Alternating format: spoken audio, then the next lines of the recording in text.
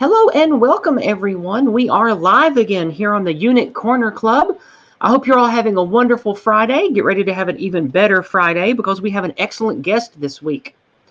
This week, we have the man with the plan. We have OREL of the Polstrat project. Hello, everyone. How are you doing today, my friend? Alive and well, like always. All right. As usual, our co-hosts are the Carnal Conservative and Kizza GT. Carnal, Kizza, how are you today, my friends? Doing all right. You're going to have to unmute yourself there, Kizza. I'm doing well, minus the heat. Oh, yeah, it's been killer there for you, hasn't it? It's been like, what, 30°C every day? Friday 2 weeks ago, I was working in 37-degree heat. Jesus. That's killer. Yeah, and the humidity's bad there too, isn't it? Yeah, it was like 80% humidity. Yeah. Could somebody please translate that to American for American audience? That's almost Texas weather, I'll have you know. That's high 90s or high 90s, low hundreds, isn't it? Yeah, that in Texas it was 102, 103 with about the same humidity. Yeah, true, but at least at Texas, you're mostly desert. You're not near any water, whereas I'm living on an island. No. In Texas, we have, it is not uncommon to have 90, 100-degree heat and then thunderstorm and then the heat picks back up. So no, it is constantly wet in Texas. That is a myth. Oh, fair enough then. Well, when I think wet America, I instantly think of Seattle. Call that a hunch. Well, Seattle's really wet too. It's maritime, but a lot of the southern states are really humid year-round as well. Yeah. So I see a lot of regulars in the chat already. Before we get rolling with serious stuff, we're going to give it a few minutes to let people roll in here. Like usual, we got Vex and Zen, 3050s here. Hey, there's Fraulein Dresden. Good to see you again, girl. I hope you are all well today, and I'm posting the link to Entropy in the chat, which I will be doing frequently today. If you have questions for our guest or any of us that you'd like to voice to the panel, over on the Entropy question widget, which you'll find on the upper left-hand corner, you can post your ideas and questions to us, and in the last half of the show, we will be addressing those directly. So be sure to type in your thoughts, questions, and ideas for the panel over there. Well, I got we one. Have a bunch of...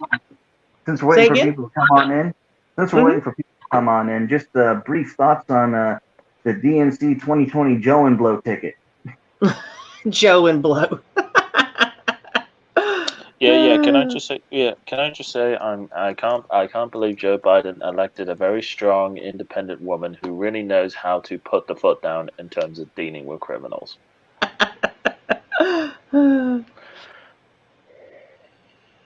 You know, I actually have beef with that. I'm actually pissed off. I'm really pissed off because most of you know, like, the whole George Floyd Minneapolis bullshit. And just on my own leisurely time, I went to look up what exactly happened there in Minneapolis specific. And I found that the last two, like, I started at the top. I went to, like, Amy Klobuchar to see if she had anything to do with it. And if any of the district attorneys and the DAs had anything to do with it, no, they're more than willing to prosecute corrupt cops. The problem is with the police chief, who were put in power because of literally affirmative action. The current one is the first black police chief of that precinct, who was formerly the commander of internal fucking affairs. Now, for those who don't know, internal affairs is those who police the cops. And this fucker clearly, as is relayed in the records of these interactions with police in Minneapolis, created a culture where it must have been that he instructed his officers to not file reports when people would ask them to file reports, and the follow-up disciplinary action for them not filing reports was nothing. Now, if you want a pattern, you can say that that's a runoff, but the police chief before him was literally a Latinx lesbian police chief. So we're literally suffering the effects of affirmative action and diversity hires, and it's being painted as all cops are bad. or law and order is bad, and the same people who created the problem are now trying to get rid of the problem they created by abolishing the police. It's a complete fucking scam. Sorry, I had to get that out. Now that you've vented, let's move away from that because that's a droll. I don't want to talk about that. That's awful. It's boring and it's terrible political crap we can't do anything about. So something in our neck of the woods that we can talk about is the Civnat versus Ethnat discussion, or we should say slobber knocker. That was not slobber knocker. One hit wonder. That was Ricky versus Laura. That happened about a week ago, where this Civnat asshole named Ricky something or another. Ricky Dooland. Dooland, that was his name. Ricky had a so-called debate with Laura Towler of Patriotic Alternative, and it was a rather disgusting display, I must say. And to anyone sensible, I believe that Ricky Doolan obviously lost because he barely stayed on topic at all, did pretty much nothing but name-calling, emotional pandering, straw-manning, all the usual tactics. Laura Towler actually maintained composure really well. She retorted wittily, said some good things, in my opinion. I'm assuming that the rest of you saw it as well. Oh, I caught like the last 20 minutes of it initially, and then I rewinded back and watched it all the way. And well, all I can say is I didn't realize now it's apparently 8 million Jews who died in the Holocaust. Did you notice that too? Yeah, I've heard 7. Yeah, I've heard 6. I've heard 7, but now 8. Well, I guess you got to account for interest. Maybe it gets bigger, like comparing relative wealth of the past. Possibly, who knows? That's what we call the Auschwitz interest factor. Okay. I mean, another thing, I will have to give a little slap on the hands to Laura here.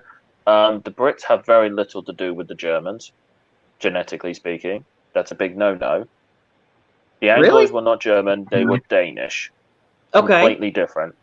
I thought most of the North European peoples came from Germanic tribes, and that's where they sort of disseminated out from, like historically speaking, a long time ago. No, because if you look at the genetic map of Europe, the French and the Latin countries are distinctly different from those. So let's say the Germanic tribe versus those of the Danes and the Scandinavians.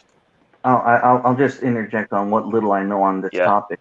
From what I understand is that the native tribes that inhabited the isles that we know as England were actually heavily influenced early on by Roman colonialists who went over there and tried to take over, but became grafted into the people. So no, I would also have to disagree with the notion that they were Germanic in nature. No. I mean, the Romans basically turned up at the turn of Christ, and apparently, effectively effed off, to put it politely, around 410 AD, and then we had the Anglo-Saxons. All right. I got to quabosh this. Okay, boring talk. You're going to drone on like the British about the histories. Let's move away from that. Excuse me. Sorry. I'm just messing with you. But I would like we are going to go around the panel starting with me, and then we're going to end up with our special guest OREL to talk about how we feel this debate went between Laura Towler and Ricky Doolan. I personally think it was a good showing for those of us who are Team Ethnat in the debate, which I, of course, was Team Ethnat. And I do believe that the greatest failure of the entirety of Ricky Doolan's performance was refusing to answer the primary questions, dodging them over and over again. I thought that was absolutely despicable and showed his weakness and his inability to debate. So we're going to move now down to Carnal. CC, what do you think, my man? Now, I'll be perfectly honest. I have openly admitted that I did not have the chance to watch this particular debate, but I missed it. I'm sorry. No, that's fine. Then let's skip you and move directly over to Kizza. Then Kizza, tell me your feedback and input about that. Let's go through that. Well, honestly, it was a complete hogwash, to put it politely, and the lack of questions being answered, the lack of answers to questions being repeated multiple times spoke volumes. And also the simple fact that the simple idea that saying anyone can be British is frankly laughable. That is not true in any sense of the word. I mean, even the so-called not so progressive states in Europe even think that, nor do anywhere else in the world even think that. Try and get Japanese citizenship. You'll have to be there for 4 generations for you to even be considered Japanese. And although Laura did do a good show, she did make a few historically and scientifically incorrect statements. But overall, it was a massive, massive failure in terms of the CivNat argument. All right. Well, let's move to our special guest, OREL. OREL of the Polstrat Project. Why don't you tell us your opinions on how this debate went and what it means? Well, Laura from Patriotic Alternative, she stood for reason, logic. She spoke the truth, and she was proposing, according to the plan which they presented in the 20 points on their website, what is needed to be done in order to keep the Britain British and save Britain on the long run. But this Rick guy from the so-called British Lives Matter, in one way, Laura just said what is obvious for all of us, and the people who are already aware about the situation and about what is going on obviously will stand with the Laura, because yes, she's right. But Rick, he was constantly putting her on the subject of the ethnic groups, of this race stuff, which he actually needed to do, and assuming he was appealing to the viewers who are barely aware people who understand that the migration is causing troubles in Britain, then he probably won this debate on this ground, because he flagged more and more again Laura and the Patriotic Alternative as this N sympathizer, N movement, those evil World War II guys who did 8 million, or whatever. 8 million, yeah. Yeah. So the oven interest. He was putting her into this category of the N guys, while he was presenting a compromise, a better alternative with himself and his controlled opposition. His movement, which is like, oh guys, we have a better solution. We are opposing the illegal immigration. We also agree with with the Laura and her Patriotic Alternative, but we are not the bad N guys as she is. So if you guys want to stop the illegal migration, fix Britain, stand with us and stay away from the evil N guys. This was the message from the whole debate, and that's why the Ricky, in my perspective, he won it. He got those barely aware people on his side instead. I see. So in your opinion, you believe people that are not already, at least partially, if not fully aware of the truth of things, you believe that the vast majority of viewers are not going to side with Laura in that debate, specifically because of the emotional and CivNat pandering to a more Overton window accepted view that Ricky was pushing. Vast majority of viewers, those barely aware people, they fear of being tagged as racist or anything related to that. They fear of that. They are indoctrinated about this matter. So Ricky was saying, no, it doesn't matter if you are Asian, blah, blah, or whatever, if you have a citizenship and you having our culture, if you live according to the rules of our culture, you are British. And that was very attractive for those people who fear of being tagged as heir. And Laura, unfortunately, is tagged as radical heir and evil World War II movement, which wants to create some ethnic cleansing in Britain. This is the message from this debate for those barely aware people. So they're gonna choose Rick. Okay, so let's say you're correct about the regular British listener being more terrified of being labeled in sympathizer, the WS slur, white supremacist, and all these other ugly words they call us. You think that fear is going to prevent them from wanting to even look into Patriotic Alternative? Is that what you're saying? Well, if they will be responsible and reasonable enough, those viewers, to do some research, to check their website only, then Yeah, without doubt, they will side with Laura. But the Rick was doing all the mockery to hijack the barely aware people to side with him and stay away from Laura. And he did that very well by cornering her all the time and making her speak about the British ethnic groups and things like that. And this is a red flag. Yeah.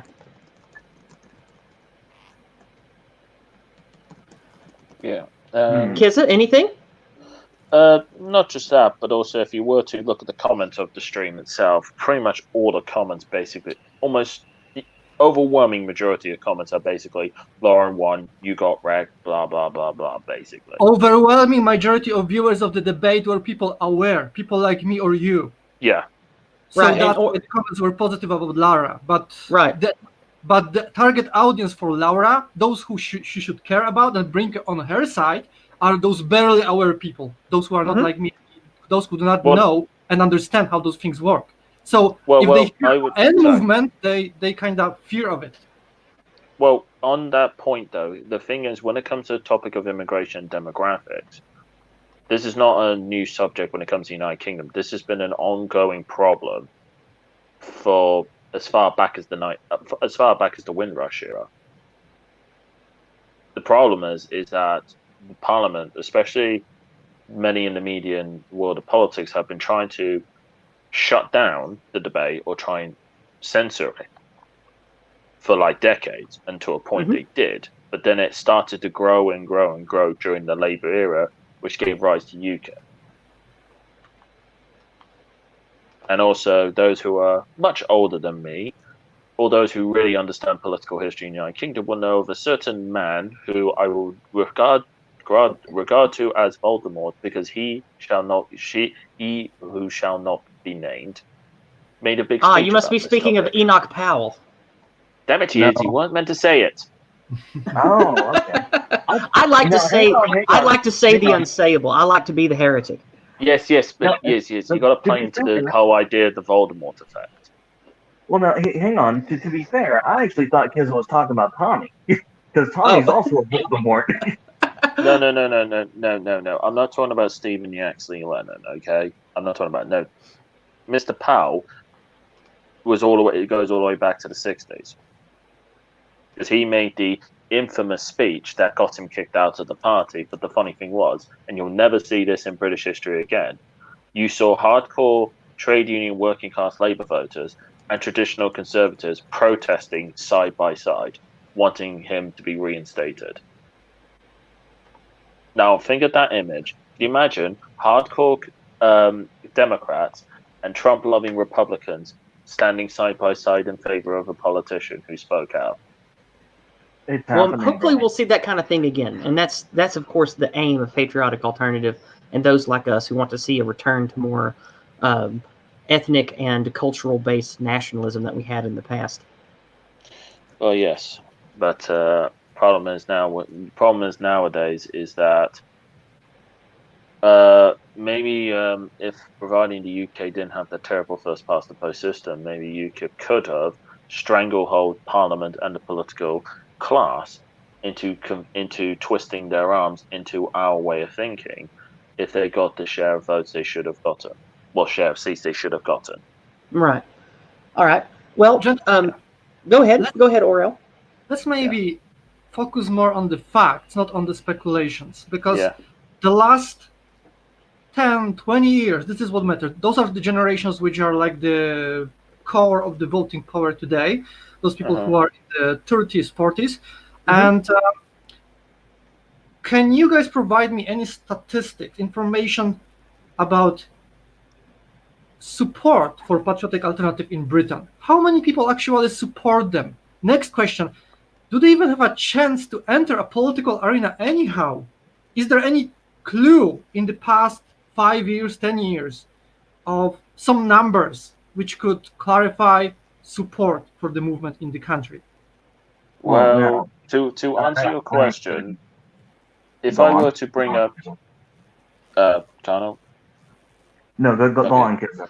Yeah, sorry. Well, to answer OREL's question, if I were to resort back to polls, and this is based on memory, based on polls from 2014, 77% of the public wanted immigration to be cut. 56% of the public wanted immigration to be cut drastically, and only 80% wanted the immigration to be increased. So theoretically, just on the poll alone, patriotic alternative could gain almost just over 3/4 of the population's backing. But realistically, because of the way the political system's set up, it'll be very, very hard for them to gain seats into office because of the terrible first-past-the-post system. Right. What was the number of those? What was the percent of the population which wanted migration to be cut? Again, 70%. 77% wanted 77. to be cut. And that was in the last major poll, which was 2014, wasn't it? Yeah, 2014 poll. And that was before the Brexit shenanigans and before all of the awful knife crime and everything else, and before the grooming gang scandal really became limelight. Well, actually, the grooming gang scandal started appearing itself just before that, actually. Yes, but that was before it spilled into the mainstream, though. Well, actually, my city was actually the year before that actually had. Okay. Well, I'm sorry. I just mean that I believe in the last 4 or 5 years since that poll data, I think that we may have an even larger percentage that is more aware of the problem and even angrier and sicker of what's going on. Oh, for sure. But the problem is this is the problem with the concept of the silent majority. Right, is you can't really know, and that's why I don't think that anyone should base their beliefs about what a political movement is capable of doing or achieving based upon the so-called legendary silent majority, because they're silent for a reason. Is they're scared, they are careless, they aren't motivated, that kind of thing. So it's easy to get people. It's easy to get people to send data in an anonymous poll that comes to them, but it's a lot harder to get them actively moving and doing stuff on purpose. Well, yeah, which was partly due to the success of UKIP many years ago before the referendum came about. Mm-hmm. By the way, what happened to UKIP exactly? Basically, to sum it up, after the 2015 election, UKIP failed to get any seats, and I'm not counting the Tory plans because of the first-past-the-post system. So basically, whoever comes first in an area gets the seat, even if they get something like 20% of the voters. So the system's basically set up to prioritize a two-party system. Yes. All right. Which is quite terrible. We are slowly heading up to my next issue with the political solution. All right. When will be another opportunity to get some true numbers from some voting, some elections, where we will be able to see a true support for this patriotic alternative movement? I assume they want to join the politics, right? So they will be participating in something, right? Well, honestly, I said, me personally, I have no contacts with the individuals in question. But I think what they want to do, from what I gathered, this is obviously listening to Laura, is that they want to have their support to grow organically, not directly in politics, but sort of like outside the political sphere. Kind of similar to like how a lot of political YouTubers gain their support. It wasn't by directly campaigning in politics, it was basically talking about the issues that the media and the politicians won't talk about. Do they got any timeline? How long it will take them to gain some sufficient support to finally move into politics? The problem is that if you were to take into account UKIP, they were founded in 1993, but they didn't get proper mainstream attention until really the late 2000s, until really 2009, through the European elections. Laura in the video said in the 2035 there will be some dramatic demographic shift among the voters. Is that correct? Yes, there will be. So they are under time pressure, because if they will not start making moves in the next 8 years into politics, and if they will fail, then they pretty much will be screwed over, because there will be not much time left. The ideas, political ideas, which they're coming out with, will be impossible to gain support from the majority of the British population. Is that correct? Yes, from what I know, that's correct, because with current immigration and the way that the demographic change is shaping up in England, unless there's dramatic change, then in the next one generation, it's going to be almost impossible for the native ethnic British to ever be the majority of their country again. Yeah, based on sorry to interrupt, but based on the demographics study by one of the founders of Migration Watch, he said the tipping point is 2066 based on current trends. Yes. Okay, then Cardinal has a question. I'm very in light of these realities, the demographics, the apparent reluctance for British to associate themselves with the naughty R words of our current political parlance. Why the hell would patriotic alternative even deign it necessary to have a debate with a civnat like Rick?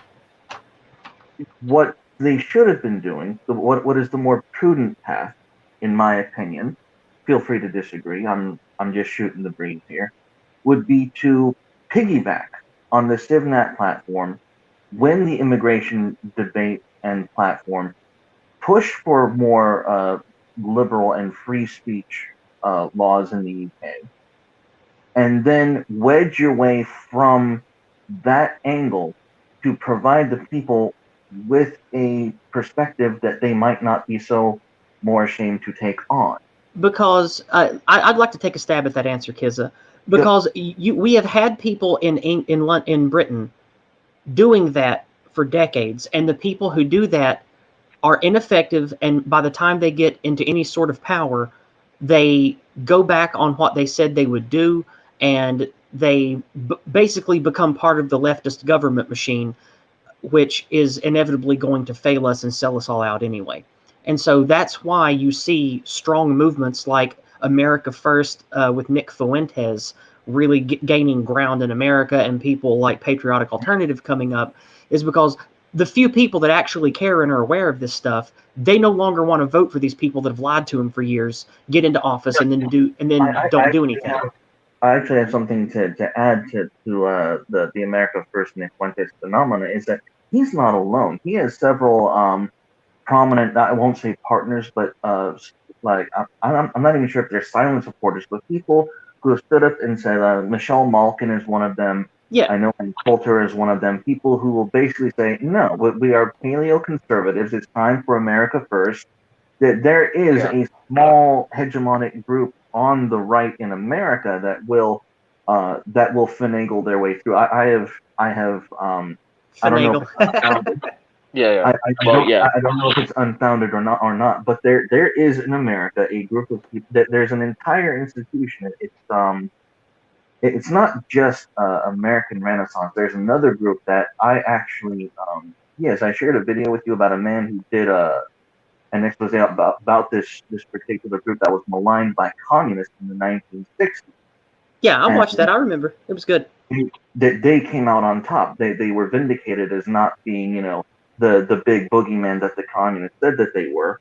Mm-hmm. And so, and that those paleo conservative roots in America are still very much alive. They're just still growing underground. Yeah, America's a much different animal, but let's move the focus back to the topic of the conversation, which is PA and Britain here. So no, I do agree, but I don't understand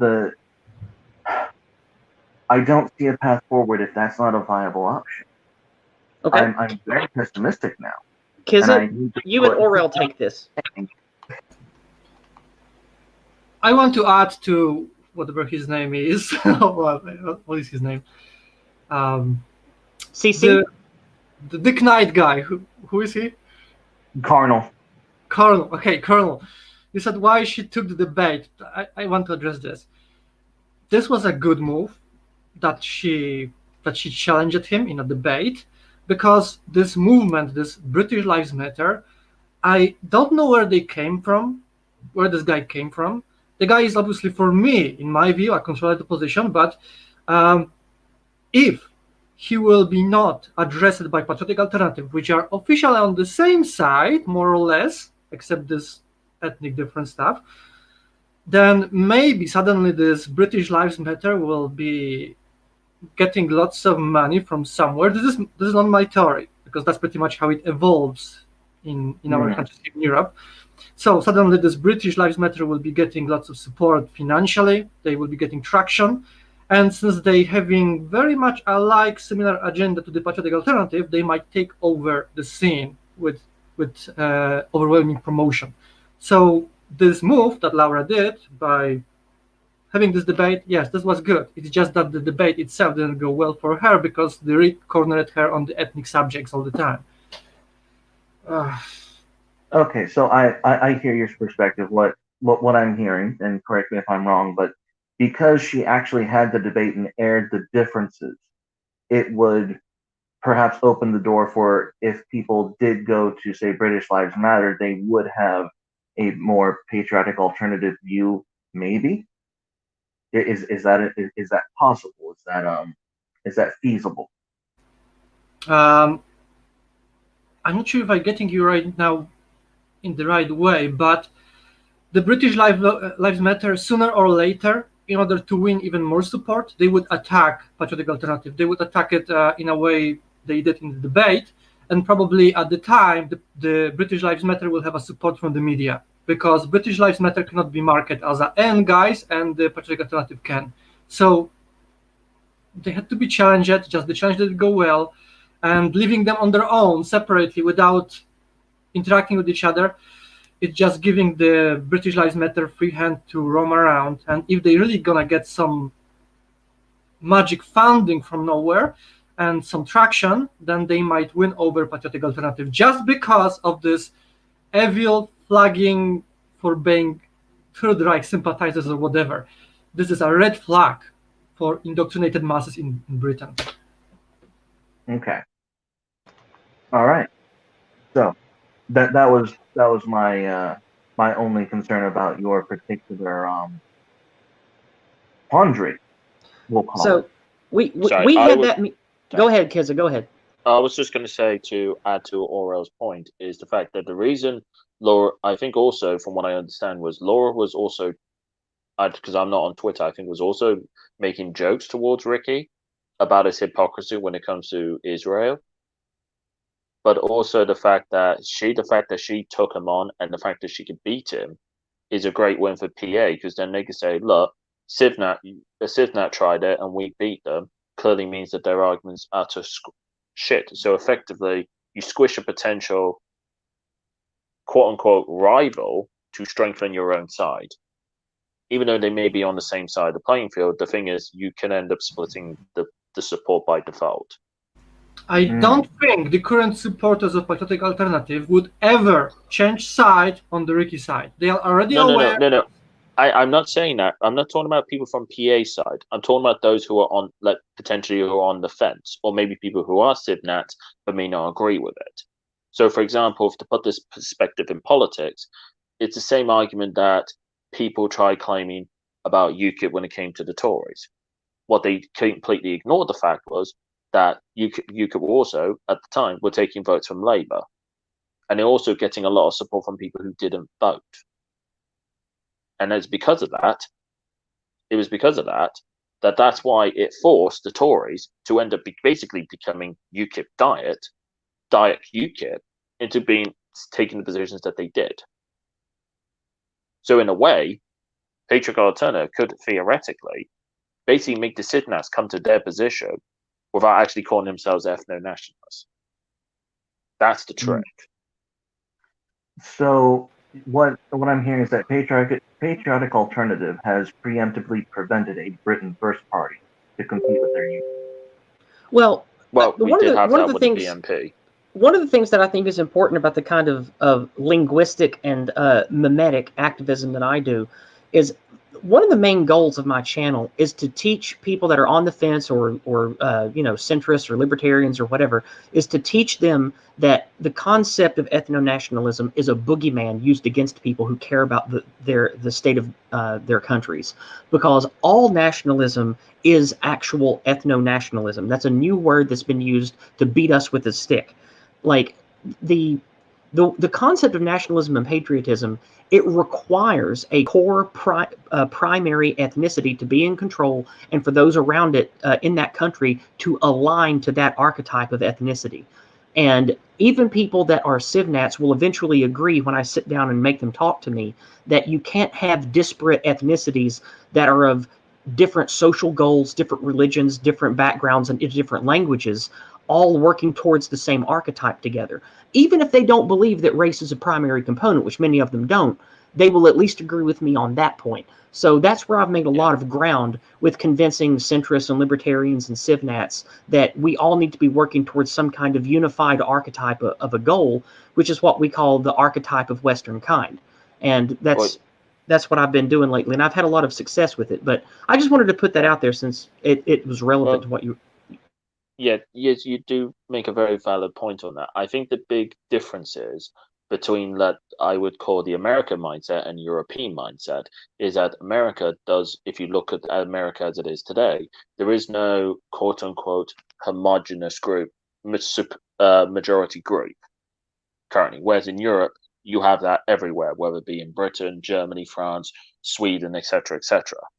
Which is why I think it's harder for the Americans to be converted to be all in on the ethno-nationalist mentality versus those of European heritage.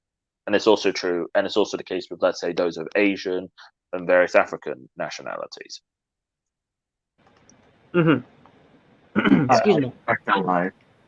So now I would like to shift the conversation a little bit. I know that OREL believes that a political solution to this within the political structure that we have now is extremely likely to fail. And at this point, I agree with him, because we see movements like Nick Fuentes is here in America. We see Patriotic Alternative, and then I'm not as familiar with the ones of the non-Anglosphere, like perhaps Identity Europa or other groups like that.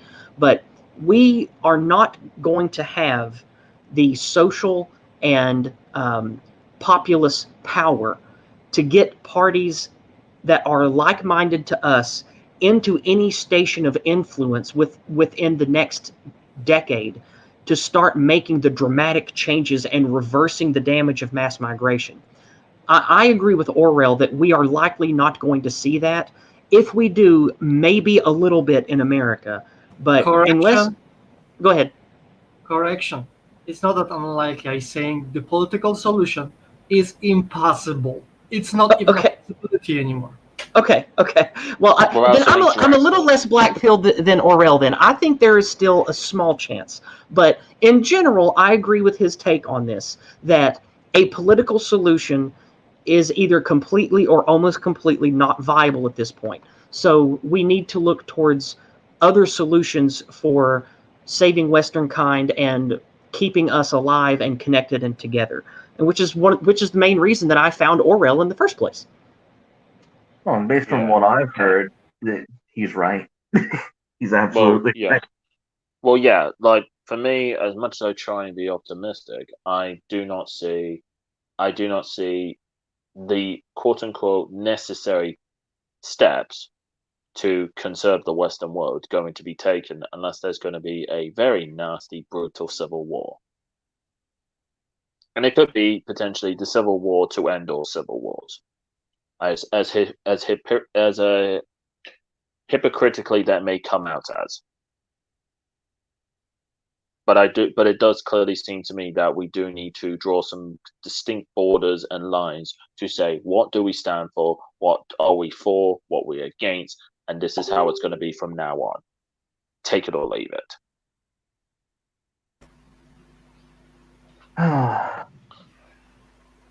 That pesky power vacuum. Well, hey, I mean, regarding my academic background, but I don't, like I said, it's quite hard for me to be optimistic since I only deal with what is in front of me. The solutions are very easy. The problem is I'm not the one who's wielding the freaking what's it called? The Infinity Gauntlet in question. To use a Marvel reference. All right, so there is no viable political alternative or path forward. We've established that. What is the viable path forward is, of course, the next question. Well, I think that a viable path forward is for us to do a lot of what we're doing already, making connections, talking about the things that matter, bringing different communities of Western kind that actually care about Western civilization and our people, the European people, caring about our nation. I think bringing us together is what we have to do before anything else can function. And when it comes to what we can do actively with our time, well, the Polstrat project is a great way to do that. And OREL, do you want to talk about that at all right now? Well, let me kind of approach it step by step because this is really complex. Yes, making connections, creating communities on the international level. This is important. We must establish. Now, we must first build a proper structure and organization. Yes. Which will be operating internationally. There is no solution from within your nation. There is no way to liberate your country if you even win. Let's say you got 100% support of your nation and you get true political power in your country. You have no chance to remain in power on the longer run or liberate your country or develop the country into right directions. It's impossible. You know why? Because we got globalized network of economy. And as soon one country will get independent on this international arena, you're going to be striked from all over or around. Your country will be marked as a Nazi, tyrannic, evil, whatever. And at the same time, they're going to starve you economically. So your own people, because of the starvation, will rebel against the most reasonable and sane independent ruling party. So there is no way to win a country against this system. It's the system that is the problem. So first of all, we need to move on a more serious level. Those people who are in his debate need to take things a bit more seriously. Yes, we're making jokes, we're discussing things, we're talking about the problems, we're doing that for the last 20 years, maybe longer, doesn't matter. But in the same time, the situation is only getting worse. Yeah, right. There is no solution on the horizon from what I see, and I was monitoring media, those underground media on the YouTube and everywhere. Nobody was proposing anything reasonable. Some small-scale ideas for the local activity, some local community, maybe small local economy. No, it's not going to work. It must be international. It must be serious. There must be people, those who are like us, aware, and with European origins, they must be united, not divided over some meaningless, silly ideas on a side, which are distracting us, causing infights, or making divisions. If we're going to remain divided, which is going to be hunted and destroyed one by one. This is what awaits us in the next few generations if we will not stop this process or make a true stand for our future somehow.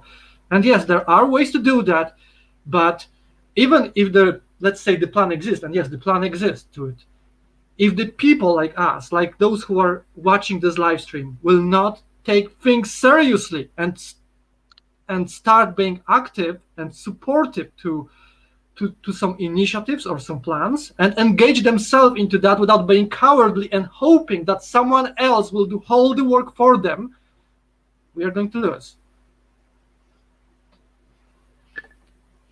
Oops, I started speaking, but I was muted.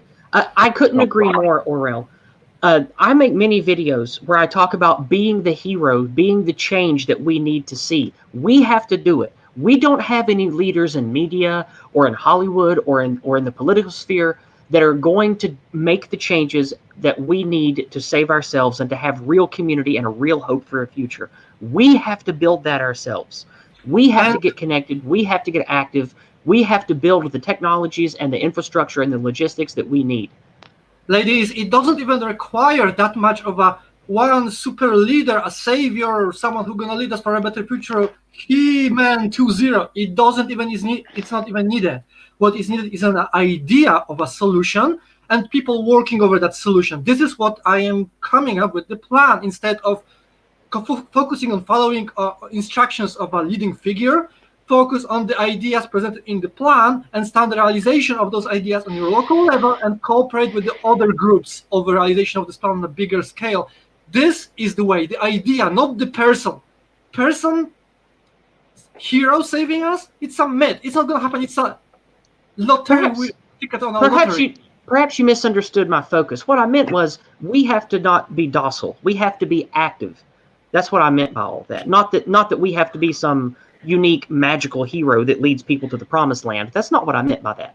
What I meant was we all have to be active and take matters into our own hands and do what we can every day to actually build a future for ourselves instead of wanting others to do it for us. That's what I meant. All right, but now, how to make it happen? In my theory, at least, I am appealing only to our people, which is supposed to be a responsible people and act responsible, serious about the situation, and do something to save themselves, right? And their future for their children. But it's not working. I am appealing to people reason, and few, again, are helping supportive. Majority are standing on the side and looking for an opportunity to join something what is getting traction. Nothing gonna get traction if we are not gonna have support from someone famous or with shit tons of money from somewhere. And those people are watching our struggle, and they still waiting for a moment when we're gonna get some bigger traction from nowhere. I don't know how. If we operate even on platforms mostly, which have monopoly on range and which are controlled by our opposition, like a YouTube. If I would be operating on the BitChute or some other censorship-free platform, I would never have a range which I have today. Right. And yeah, I got 4,500 subscribers on the channel. From those people, maybe 3%, maybe around 100 people, 150 people. This is the people which I may rely on to actually do something and come to us to offer help. Everybody else are just looking videos, clapping, saying, "Oh, you were right. I agree with you," and they're going somewhere for entertainment to watch another fight about ethno-state idea or whatever else. Or this is not the reason. This is part of the madness. This is not how it's supposed to work. So I hear you. So what is it that you want, or that you have, those 3% active and engaged listeners? What are they doing? What are they building? What is the dream? I will tell you how it works for me with those 3% so far. Because of the limited range, we managed to reach a limited amount of people, our people. From those 3%, from those 500 people, I managed to find too small number of competent, skilled people to perform certain responsibilities and work for what I need them to do according to the plan. I need increased range and more active people willing to work with us, come to us, sacrifice their time, skills, and perform some work related to our projects. And if I don't have competent people, that means we are slow it down because we're relying only on few again. Okay. So what is the projects and the tasks that these people are engaged in, that they're building with you? What is the nature of their labor? What is the what is the, I don't want to say the end goal, but what are the steps that you're building to establish this international structure that will help us liberate ourselves from this stranglehold of essentially a Marxist communist global homo? How do we get to be competitive at that level so that we can achieve our goals? Good question. And how are the people that you have, those 3%, how are they working to get in? Where do you want them to be, I should ask, to achieve that end? All right. So this is just it's irrelevant, but I will mention this. I would appreciate if there will be more IT specialized guys who could join our team. All related to the never mind about that. Let's focus on those most important aspects. Community leaders, community members, those type of people. We managed to reach 2 communities, both from America. One is Christian, another one is, I don't even know how to define it, but they are all aware.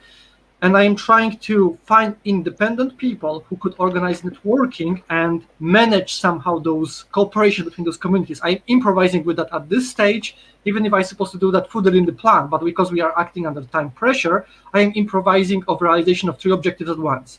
So I am working over IT projects, few of them at the same time, but still I need more people and more time to develop them. Second of all, well, the networking is the issue. I was addressing many various figures on the internet, and, well, the response is not really, there is ignorance. Everybody is like, I know better than everybody else. I will do better on my own. This is the attitude. This is, okay, so, and the third part, those communities. We managed to reach those two communities, and we want to grow the networking. But to do that, I need more competent people who are coordinating this. And for example, I have problems to find such people in my team. Does that make sense? You are making sense, but I want the audience to have a firmer vision. So I'm going to ask a question to hopefully clarify the direction this is going. When you say that you want more people, are you currently engaged in community organizing, or do you want highly skilled individuals like an entrepreneur natured person to build into the structure, or are you simply looking for community organizers for the right, for an international system? May I be like brutally honest here? Please. Well, yes, please. Because of time pressure, I need all, and I need people able to act independently in the name of realization of this plan. That reminds me of an old English phrase: "Any port in a storm." Indeed.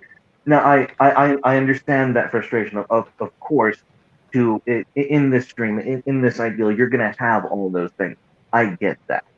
That should be a given, because we want to match the force that's opposing us. I understand that. I am not disillusioned on that whatsoever.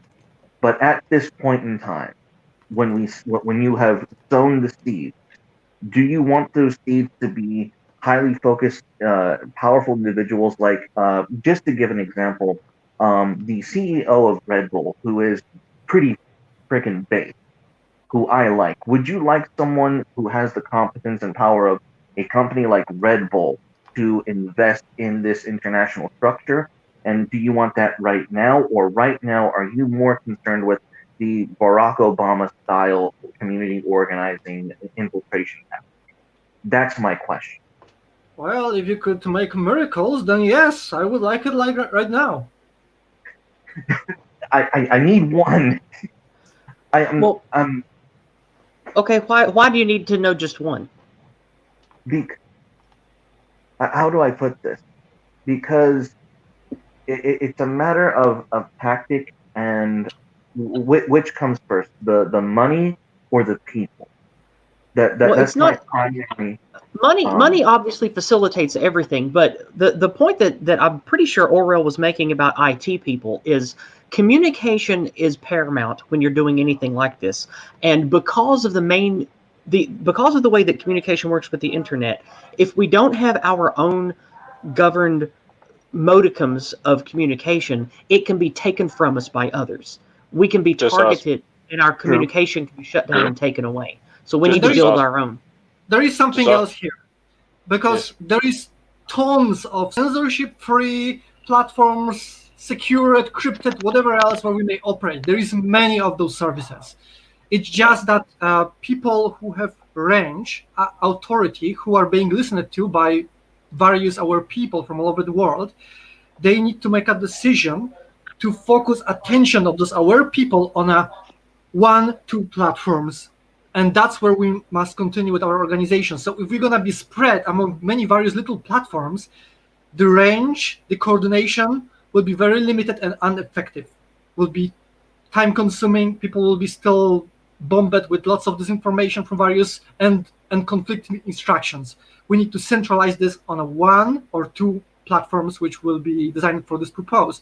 And yes, we designed those platforms, and we will need to put people on them in the future, like accumulate them over there somehow. You're talking about having our own, to use Discord as an example. We would have our own Polstrat Discord, for example, where everyone that is connected to it is part of it, uses that one app or that one site that we create, and that's where our own combination of our own Discord, Facebook, 4chan, all into one platform of some sort where we can operate censorship free. This is what we need, and people, our people, must focus attention on that without buying this advertisement about the new blah blah anonymous platform where you can come in and talk about anything.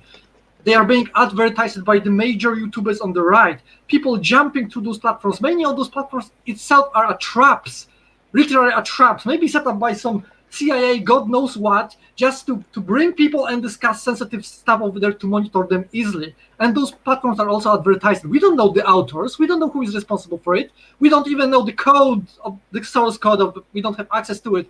I will tell you about the Protonomail. They're like, oh, we having clean hands, we provide you security, everything is secret, we're gonna keep your privacy safe.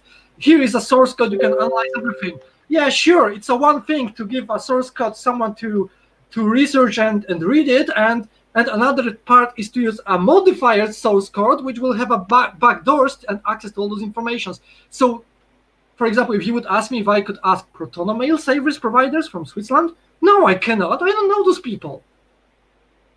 Jeez. I got you. Any other, Kizza, CC, any other questions? I mean, I get OREL's frustration because he's almost like being a one-man band. And the problem is you can't be a one-man band. You need a literal army for the type of things he's talking about.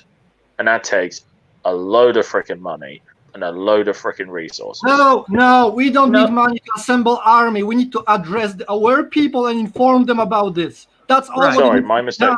My mistake. And we got those preachers on the right, those red pill YouTubers who have huge traction. If one of them would just research the material, and if he approved, he would just inform his audience about existence of it, the traction would be assembled in a matter of weeks.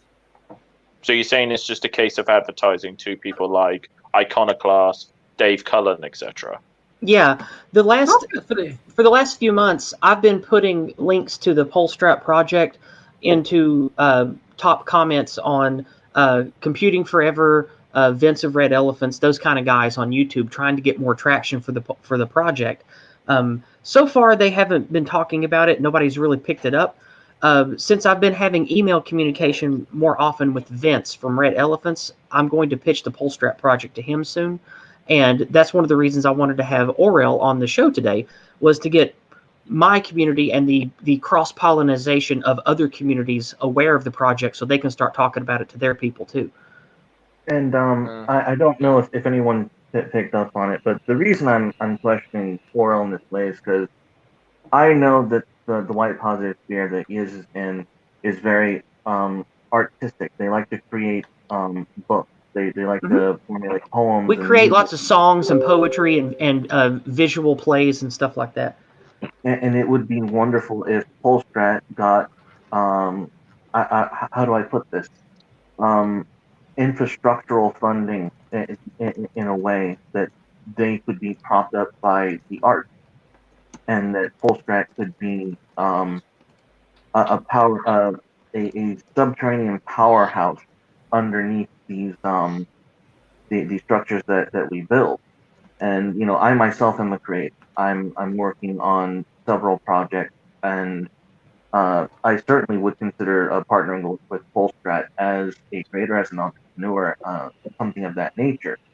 And that's really what I think Polstrat is missing. They're missing the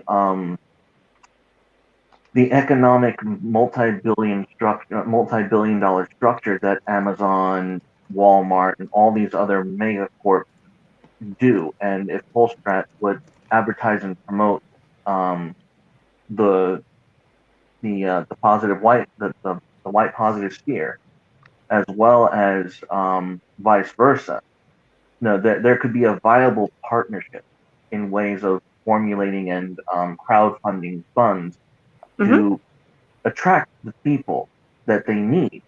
And it has to be economic and cultural, because we're not winning the political. I was actually going to bring that up here pretty shortly, Carnal. Is this Sunday? I'm the featured speaker, the featured guest on Jason Kona. That's No White Guilt, on his Going Free stream this Sunday. And of the many parts of activism that I've been involved in, I'm actually going to bring up the Polstrat project to the people on that stream, and I'm going to tell them about it and see if we could get people interested and get people with larger channels talking about it over there. No, because there is a structure that the left has accomplished almost without saying anything about it, that we need to take note of and imitate. And I know that from what OREL has said, that we need to copy that structure, and we need to be more proactive in creating that structure, and we haven't, despite the obvious need for it. I hear rumors about Steve Bannon doing his EU project, whatever that is, and however he's getting that funding. I don't know how he's getting that funding. That's what scares me about it.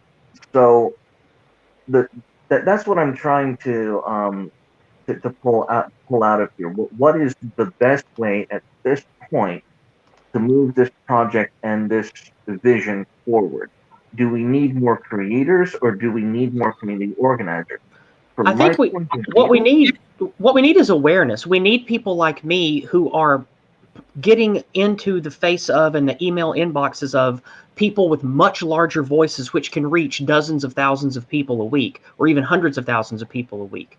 That's what we need, is more awareness to have a much larger net, a much larger funnel to draw people in. Because like OREL said, out of several thousand subscribers, you might get 100 or so people who are actually motivated enough to become active. But if you widen that net out to hundreds of thousands or millions, then you'll get the few thousand people you need to actually get something large off the ground quickly.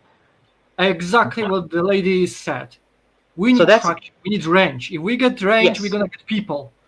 Yes. Yeah. Because what OREL puts forward is brilliant. He's put years of work and study into this. I've watched all of his videos. His project ideas are banging. They're really smart. And the reason that we need a big net and a lot of people talking about it, there's no way to condense the Polstrat project into something small and easy to share in a short conversation, because it's a very broad spectrum, brilliant series of steps and projects to give us something all real and valuable to work towards. So what we need is just awareness. We need to be talking about it. And hopefully this Sunday, when I bring it up, we're going to have a lot of people in the white positive sphere in the no white guilt community be interested. And with that, we reach a lot of people in much larger audiences. So hopefully we can see some growth on that front. I got some questions. Great. Yes. The Knight and the Dog guy. Have you guys ever heard before about Polstrat? Well, I'm actually in the Discord itself. I think it was Alex, who's in the chat, who got us into it. Mm-hmm. What up, Alex? How's it going, Alex? I can't see you. Yeah, he's over there. I can see the comments. Yeah, he's there in the chat. But yes. So, a question for you, because you are one of those more people who research stuff, and you comment, share your opinions, so you have some traction and authority and respect, right? Is that correct? How do you mean exactly? Like, people listen to you, what you say. Is that correct? Some people do. Okay. And you said you joined our channel. I don't know how is your private life, but since the moment you joined, did you research the plan? Did you research the material in details?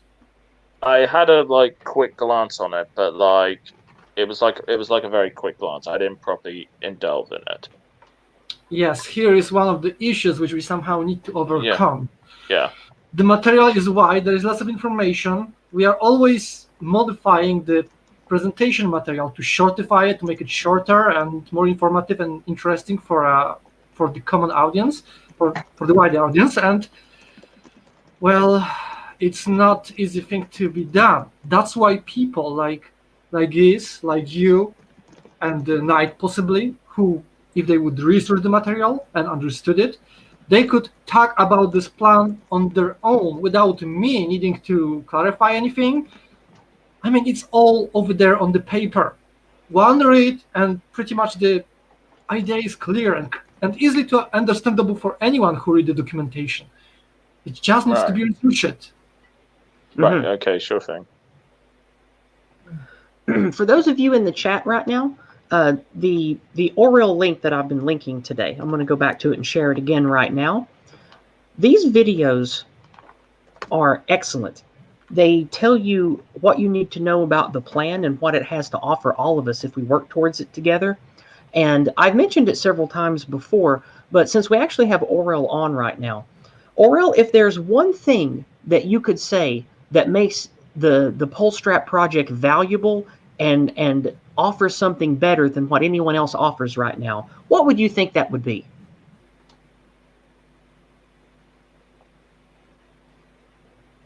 Because it's the only realistic solution to save our future, which might be applied in our miserable situation today, all over the world. And it's also designed to help even those poor people in Republic of South Africa. It's the only plan with the global range which might reverse the damage done by the international ruling elite, assuming we're going to survive that long. Assuming we can survive that long, right? No, I agree. That's one of the reasons I wanted to have you on, is this plan is something that we can all work towards, and it doesn't require us to have to get involved in our horrible political structure. It doesn't require us to have to go out and try to change the minds of people that want to stay involved in the current politosphere. It lets us take our destiny into our own hands. And that's why I think that a lot of people in the white positive community will really like the shine of the project, is because so many of us want to be active and start getting stuff done for our husbands and wives, for our children, and for our communities. So I encourage everyone listening, look into this, start talking about it among your friends. And for those of us like myself who actively engage with larger community groups, larger content creators, start bringing up the Polstrat project. Bring up OREL as part of your regular campaign or activism work. And let's widen the net and get more people involved and more people funneled in. And first, obviously, I would prefer everybody to research the material in advance before they engage themselves into anything. But I understand it's lots to research. Just yeah, try to simplify it. Well, and that's why I'm probing it. And that's why I have these. I have not studied it in depth. I have a day job. Actually, no, I work nights, but I sleep during the day. And honestly, most of the content that I put up on my small channel is done on my phone during my lunch break. And that is literally how strapped for time that I am. So no, I have not studied this Polstrat in depth, but I've had it explained to me. I've gone over the basic overview of it. And that's why I'm looking for something a little more directive in terms of what you need at this time from individuals like myself. And I hope that my questions have helped other people in the chat maybe who are asking themselves the same question. Well, then to answer that, the primary thing we need is awareness, talking about it, and scale. Because the Polstrat project offers great ideas and something we can all work on together to build a better future for ourselves. Perhaps the only future for ourselves. But it's only going to work if we get more people involved and cast the net wider. So talk about it more, familiarize yourself with the basics, watch all the videos when you can, and actually start pushing it around to people in different communities. Fair enough. Actually, I have I will be presenting one of the poems from Polstrat. Alex sent it to me and he requested the video, so I'm going to be doing that for Polstrat as well. Great. Have to get it up. Awesome. So that being said, before we move on to community questions and community banter, is there anything that anyone would like to say here at the end of the discussion of Polstrat? Dare I say, let's pray. Let's hope that the likes of big political dissident right-wing YouTubers can get talking about this project. Well, that's the goal anyway. Yeah, I mean, maybe someone like Iconoclast might be a good person to target. Maybe so. I know he's on BitShare only now, and I know he's got. I'm pretty certain I might be mistaken. I think he's got connections to Patriotic Alternative. I might be wrong on that. Yeah, that's not a bad idea. The people that I've been working on is, excuse me, like I mentioned earlier, Vince over at Red Elephants, the No White Guilt crew over on Jason Kuna's crew, and excuse me, I also since about March or April of last year, I've been involved in the Minds.com and email mailing list of the people that feed news stories and ideas to the handlers that feed Tim Pool and his crew the news stories. So I'm not very hopeful about that community because they care more about the politisphere because that's how they make their money. But still, that's one of the communities I've been involved with, so that's where I'm pushing the ideas to. So we'll see what comes of it. Well, I mean, I would say in terms of Tim Pool, it's about bloody time he took the red pill. Mm-hmm. Yeah. Things are going pretty well with his community. Just last night on his live stream, he actually named white people as a victimized group in America and actually spoke directly about the challenges and oppressions that we face in the current system. So that was nice to hear somebody like Tim come out and say that so casually. It was nice. Well, yes, but like the thing is, though, it was like he was. I mean, when I was watching his content for a good couple of years, I was just thinking to myself, if I had like ways of contacting him, I said, dude, you need to forget about them. They're a lost cause. Just throw the opposition. Because as a wise actual conservative man stated, the best way to get your side to convert is to bet against them and make them lose badly. Well, keep in mind, the goal of communicating directly to these creators, it's not to try to convince them of anything. It's just to get them to talk and for the comments to rise to the top for their massive audience to have awareness of. It doesn't matter if you change their minds or not. That's not the goal.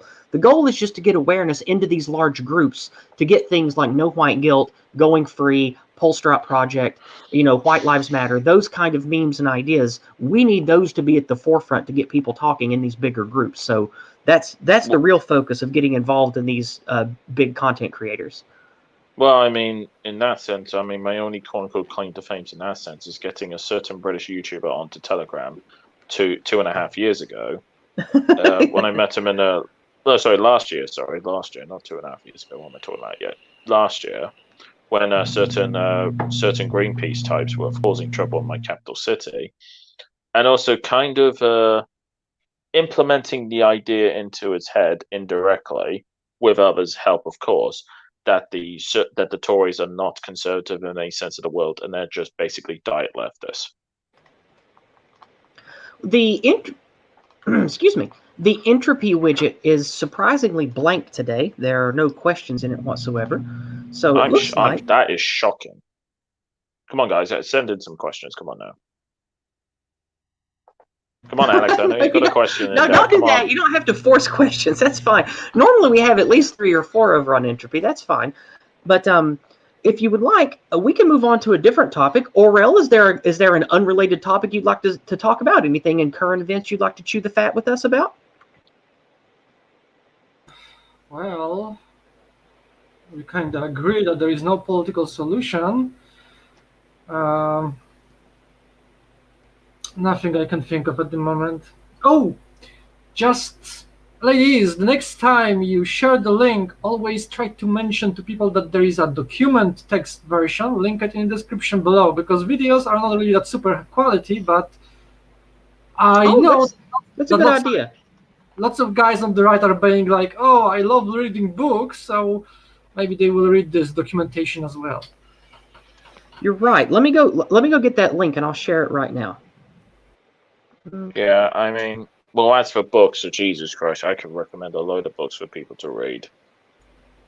I've recommended a few in a few chats I'm in, and they've liked it a lot, especially when it goes against certain ideas and concepts which are considered the norm.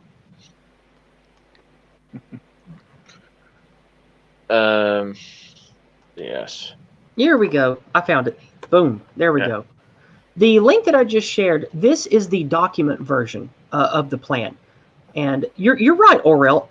I have not been doing that. Thank you for bringing that to my attention. I need to start sharing the document version as well. That's a much smarter thing to. I mean, that's not smarter, but that's a smart thing to do. I'm glad. Thank you. So yeah, I'm glad that we had this conversation. I learned something very valuable. So, Indeed. Kiza, Carnal, any particular topic you want to bring up here now that we're towards the end of the stream? Well, let's see here. Apparently, the chat is saying the court of wait, what's this about the certain the court deemed discrimination against white students as illegal. Yeah, that was a victory we had in America recently. Here is we had a federal ruling about the way that affirmative action and the selection of students has been biased against whites and Asians in America. And that's been ruled to be illegal. Yeah, that just happened this week. Please tell me more. Well, we can talk about that after the stream, but basically the gist of it is, I think it was Yale? Was it Yale? I think it was, Kiza? I think it was Yale. Yeah, I think it was Yale. There's a lawsuit that started I forget how many years ago it was, but might be 2 years ago. I think it was 2017 or 2018 about the prioritization of non-whites and non-Asians being an endemic problem in Yale, and there was a lawsuit about it. And the people actually won the suit at a federal level. So now there is federal level statute that universities in America are not allowed to deprioritize based on race or prioritize based on race. So hopefully that's going to, that's at least a step in the right direction. Oh, thank God. So a little tiny white pill in the sea of black pills these days. Indeed. Yeah. What else is there? Well, I can't really say much about Britain because we already spoke about that in our previous video between Colonists and the Brit number 5. Hope everyone could check that out if they haven't already. Yeah, Carnal Conservative and Kiza, they have long-form conversations with me that we upload onto my channel. You can check those out. And I'd like to address a question I see in the chat right now. Alex asks, what are the odds that we can turn around the fall of the West? I don't know enough to metric that into an actual number, but I promise you that if it was odds in Vegas, I wouldn't take that bet. I mean, if I can go on, Kiza, and I'll give my thoughts after. I was just gonna say, I'm saying this in the UK sense.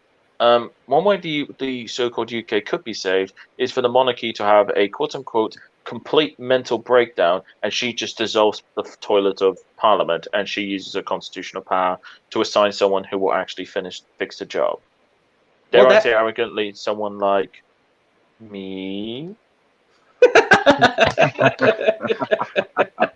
That would be great. I would like to see something dramatic like that. Well, who knows? Things have been so turbulent this year with the COVID lockdown craziness. We've had the race riots all over America. Who knows what's going to happen in the next 6 months? It's certainly a wild ride this year. So with that being said, yes, let me throw in my 2 cents on that. Please go ahead. Since the Enlightenment, we have gradually been swinging ever so leftward, and that seems to be the only pattern that we can see in our contemporary time. Before that time, however, there have been many swings to the right, and what has not happened since the Enlightenment era, since the Industrial Age, are the primary forces that cause right-wing shifts, which are pain. It's the breakdown of society. It's the complete obliteration of what we would call traditional values and norms that causes the populace to wake up and return to their agrarian monster, the state. And how do I put this?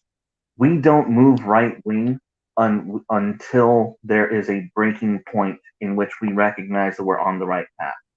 The Industrial Age and since the Enlightenment, we have been spared the pains of our foolishness.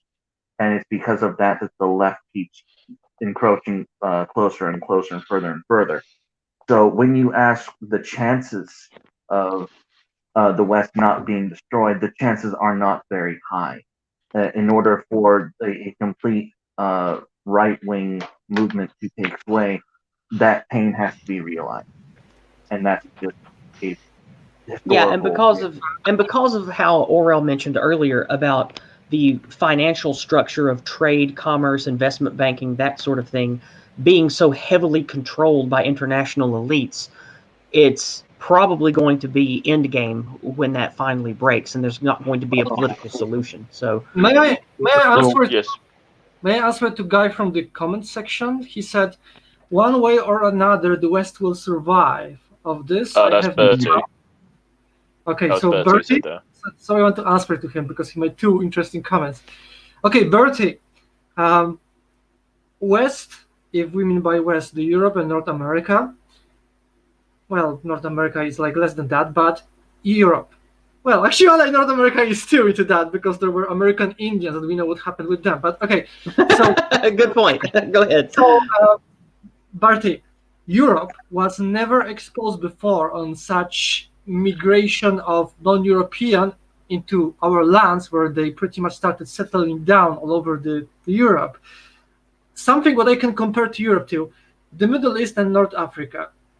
We pretty much having a clear idea what happened to the people over there who were not really true Arabs at the time, and they were Christians more or less at some time. And we know the outcome. If this same thing will start happening in Europe, unopposed, this demographic shift, then yeah, the West will probably not recover. We're gonna become something, a nation similar to what Turkey is today. This is what Europe gonna look like probably in the far future, assuming there will be some type of a system functioning. Anyway, and your second thing, the politicians might be running our nations into the ground, but their time of stressing the ship will run out.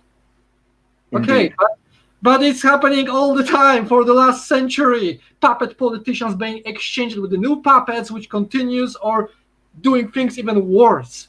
So don't expect, yes, the puppet's gonna be removed. When the economy gonna collapse, when something bad will happen, they will be replaced. That's how it always works out. Jeez. I had to address those. Well, no, it's a good point. It's a fair point. It really is. Go ahead, Carnal. Well, and he is right. And I don't think the international structure is ready for and can possibly anticipate the damage of what happens to when the West is reduced to a state like Turkey, because they haven't had to deal with feral white people for over a millennia. I want to add something here from my observation, which is important for the future of Europe and North America. First, I will talk about Europe very quick. Europe destroyed the most precious things which was giving us economic advantage over the world. Not only the fact that our European nations here in Europe and North America too, no, North America more or less, we became pussified. This is pretty much, we are so soft. And did you say pussified? Is that what you said? Well, I don't know how to No, that's wonderful. It's wonderful. I'm glad you said that. He is correct. He is correct. Our incompetent, or should I say treacherous politicians sold... No, they're treacherous. Treacherous, okay. Sold our industry to the nations with a different culture.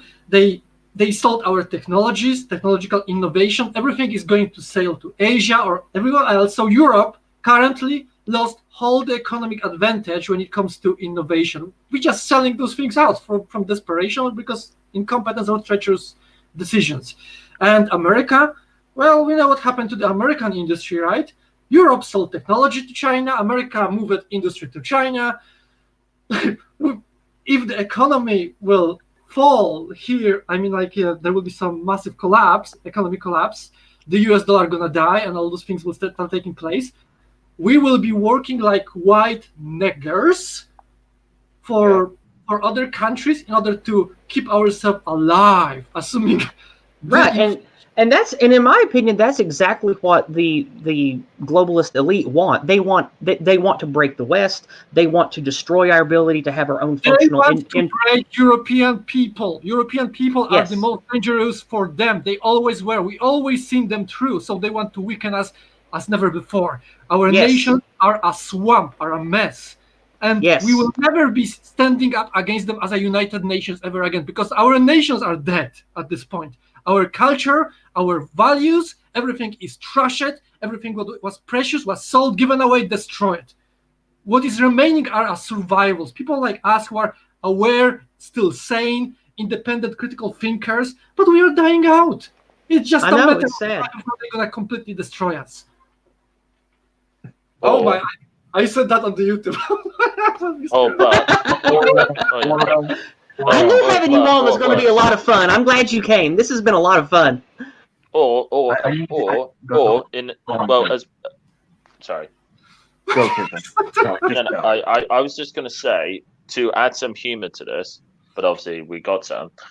In a hilarious twist, our enemies end up effectively taking the giant scythe and end up indirectly cutting their own heads off with their own plan.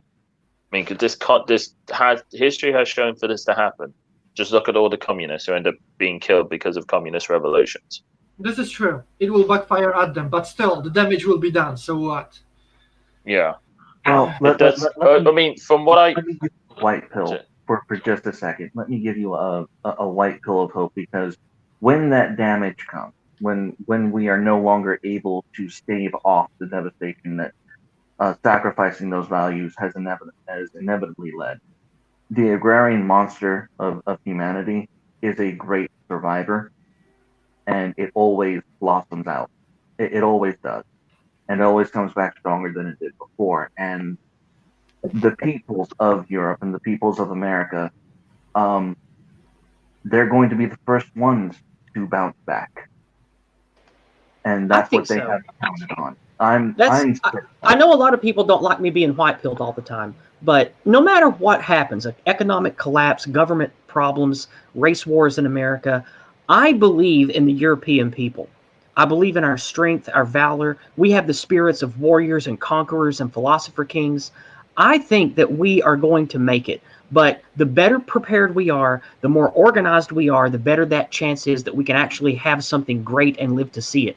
So that's why I wanted to have OREL on. That's why I wanted to talk about the project and what's going on, because it matters a lot to me, and I love my people. I love all of us. We are the greatest people, and I want to see us have a great future together. And I think that's a good note for me to end on. That's the last thing I have to say about this, I think. I agree with Iz, and I think that if we plant the seeds with Polstrat, we'll be able to bounce back even stronger sooner. And it'll put us all, those who invest early, to really reap the rewards of being the patriots that we are. It's what I am saying in the plan, that if we will accomplish all the objectives of this plan on time, then we will rise up stronger than ever before, being prepared and for whatever will come. But may I quickly answer to a few guys on the comments, because John is whining over there, and oh, by all means, please. It's fun times. This is a community stream for a reason. Let's go ham. Okay, so this guy Burti, he said, "What the f is this deficit bullshit?" So that's what he said, and I want to answer. First of all, sir, if we, the aware people, are to appreciate this, how serious the situation is, we need to face the unpleasant truth as it is, without coloring things with the pretty smooth empty talking about some higher ideas about our history, because it's a history and those are only just ideas. We must prove our words by actions, right? And yeah, it's not deficits when you're pointing out that the situation sucks, because that actually maybe will mobilize people to move their ass and actually do something about it, instead of just waiting and hoping for the best. And John, about you with your private central bunker, they can win no matter what system. John, first of all, you are reported. Second of all, no matter what, they control the system, John. That's how it is. Okay, that's all from my side. I mean, the whole thing about the banking industry. Technically speaking, it was one of my freaking island's kings that are responsible for the current shitty state of the banking industry. And if you want to learn more about that, look at the video Austrian Economics Glenn Jacobs, and he explains it all. Yeah, that's a good video. You sent me that earlier this year. It talks about the way that our entire house of cards of our shitty economy works. It's basically going to collapse because it's an overinflated, badly balanced house of cards, and there's no way to disassemble it without a total collapse. No, I wouldn't call that a house of cards. It's literally it's literally just a freaking black hole. And what does a black hole do? It destroys everything within its freaking range. It just sucks everything in and destroys it. Yeah.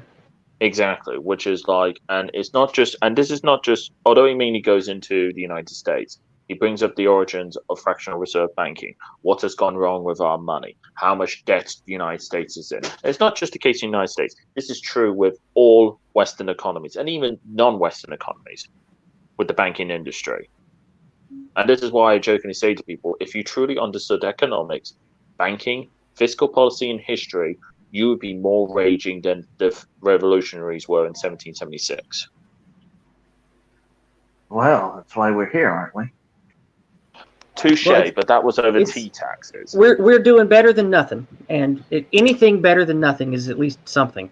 So, at least we're getting here, we're talking, we're bringing up ideas, we're putting them out there, and I think that we have a chance to actually survive this and build something better for the future. That's why I wanted to bring OREL on. He's been a great guest. We've had a lot of good things. We've talked about a lot of good things today. So that's for sure. I mean, the only thing I will add, sorry to interrupt you, is no, that's fine. Go ahead. One of the things that can work in our favor to take note of what's been going on in recent history is we can indirectly use our opponent's mentality against them and let them eat each other. What do you mean by eat each other? Explain exactly what you mean by that. For example, we saw very well what happened to J.K. Rowling when she came out as a TERF. And we saw exactly what happened to her side. Now, what if we were to, like good little betas, plant the baits to our opposition to make them fight each other and let them naturally destroy it to the inside?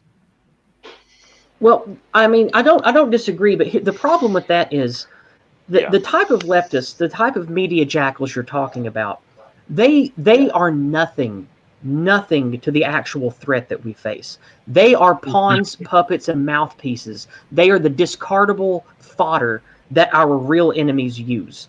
They're like the orcs compared to Sauron. We can kill as many as we want, but unless somebody takes the One Ring to Mount Doom, then it doesn't matter. Yes. Her Majesty the Queen needs to give me the Infinity Gauntlet, and then I can establish the 501st Legion of Doomslayers to fix the United Kingdom. Fine. The fact of the matter is, Yiz is right. We could chop the heads off of any cultural figurehead. The fact of the matter, those who are funding all of the atrocious things, those who are in charge of an unsustainable banking system. Yeah, the ones behind the multinational groups, the ones that, like the Rothschilds and the Soroses and all of them, the party of Davos, like whatever you want to call it. Like these are the people that are the real enemies of the West. And no matter what number of J.K. Rowlings or university professors or leftist pundits or whatever that collapse, there's 1,000 more useful idiots ready to step up and take the place. So that's why I like to use the metaphor of the Hydra, where it doesn't matter how many heads you cut off, there's just more. The only way to actually win is to find out how to prevent the Hydra, how to stop the Hydra, or just remove your world from the Hydra's reach. So, that's why I make that analogy all the time. The idea that we could fling a scythe high enough to hit those figureheads is a fantasy. Because these people do not operate on politics, they operate on power. That's the reality of it. You need to outpower them. And that's going to be a monumental task. And it's one that's going to take what we're doing here today. We're getting motivated. We're getting people of different groups together that all have the same cause of loving our people and wanting our people to survive. We all have commonality here. And we need people like me and OREL and everyone gathered here today to carry this message of unity and working together to others and actually move forward with something actionable. And like we talked about earlier, cast the net wider to filter as many people that have the gumption and the wits and the know-how to become active in the project. So that's what we need to work towards. Yeah, I mean, on the point regarding the Hydra, if anyone knows the tale of the Hydra, how it was defeated was when the neck was severed of the head, you burnt the neck so it couldn't regrow. I thought As it was the old mythical. heart. Well, that's how the mythical tale goes, but I was told back as a kid. I don't care. My metaphor still stands, and I don't care about the particulars. Yeah, where is Kratos when you need him? Where is Kratos when you need him? Well, I think that's a good place to end the stream. We don't have any pending questions. Entropy is clear. So unless there's any other topic that we want to chew from the rest of the panel, I say that we bid everyone adieu and end on a positive note today. Anything else anyone wants to say before we wrap it up? Sorry, go. Let OREL go. He's our guest. Well, if you care about our future, be active, don't be passive, and research the plan. Yes, everyone. I'm going to link the channel and the documents again a final time. Study the plan, love the plan. It is good stuff. I know it's a lot to read and it's complex, but that's because it needs to be. It is good stuff, and you need to read it.